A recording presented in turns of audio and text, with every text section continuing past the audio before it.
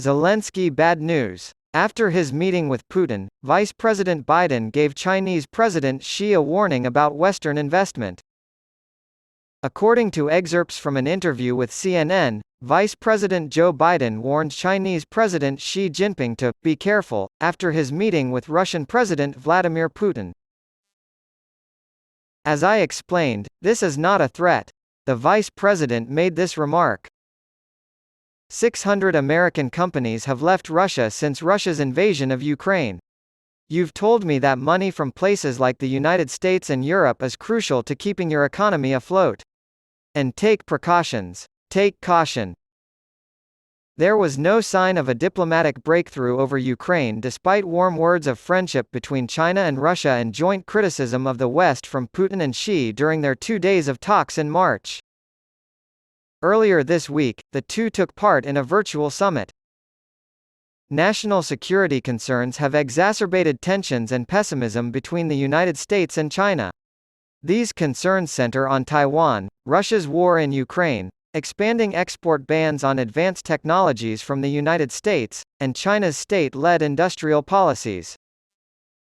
Janet Yellen, the U.S. Treasury Secretary, remained in China on Saturday to proceed with her trip. Biden was asked about Xi's reaction, and he said, he listened, and he didn't argue. And he hasn't gone all out against Russia yet, if you've noticed. So, I believe there is a solution to this problem. Kostas Pitas contributed reporting. Sandra Mailer and Leslie Adler edited. In his first interview since being fired from Fox News, Tucker Carlson said he was unaware of the reasons behind his dismissal but speculated that his reporting on Russia's invasion of Ukraine may have played a role. I don't understand why I was let go. Not at all, honest. It hasn't made me angry at all. During an interview on Russell Brand's podcast, Carlson expressed his hopes for the future of Fox News. However, he added that the war is a red line for a lot of people in business and politics, a reiteration of the far-right pundit's previous statements from his primetime slot on one of the most watched cable news networks in the United States. Fox News host Tucker Carlson has become a celebrity in Russia's state media thanks to his frequent segments in which he attacks Ukraine and questions U.S. military aid meant to protect the country from Russian aggression. This is the kind of night the U.S. could impose peace. It was possible for them to. He told Brand, they have the ability to stop the slaughter of Ukrainians and the destruction of their country, but they refuse to use it.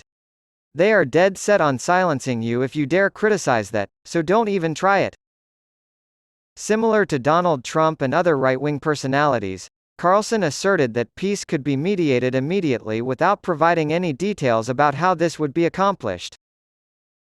After the White House announced the first round of sanctions against Russia in February of last year as Russian forces invaded Ukraine, Tucker Carlson appeared to defend Vladimir Putin by asking Americans, since things are heating up, what are they really about? As in, why do I despise Putin so much? He described the conflict as a border issue, and referred to Ukraine as a pure client state of the U.S. Department of State. As with Russian propagandists, he has cast the United States as the aggressor in a proxy war against Russia, though he has also admitted that Putin started the war and placed the blame on Putin for the assault that would result in thousands of casualties. Meanwhile, he has portrayed Ukrainian President Volodymyr Zelensky as a dictator, pimp, and dangerous authoritarian. Carlson has also claimed that Ukraine's assertions of independence are lies. Earlier this year, Carlson made a sarcastic screed in which he said, "You can't have an audit of U.S. defense spending in Ukraine, because if you do want an audit of where your money is going into the most corrupt country in Europe, you're a tool of Putin." Posting the first of many videos to Twitter after leaving Fox, he referred to Ukraine's Jewish leader as rat-like, and said it was obvious that Ukrainian forces had destroyed the Kakhovka Dam.